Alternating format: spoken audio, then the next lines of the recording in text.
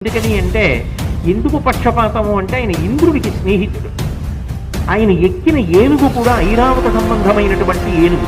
అందుకే ఏనుగు మహాభారత యుద్ధంలో ఎవరు వాడిన ఏనుగుల కన్నా కూడా భగదత్తుడు ఎక్కిన ఏనుగే గొప్పది, సుప్రతీకం గొప్పది. దాని పేరు సుప్రతీక. కాబట్టి అటువంటి భగదత్తుడు ఒకానొకప్పుడు భీముడితో యుద్ధం చేశాడు.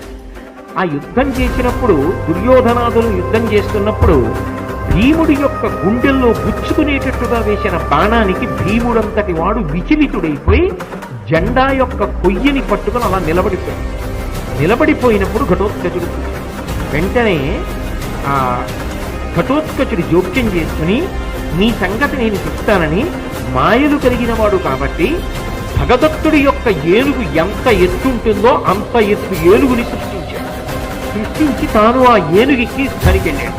వెళ్ళి భగదత్తుడితో భయంకర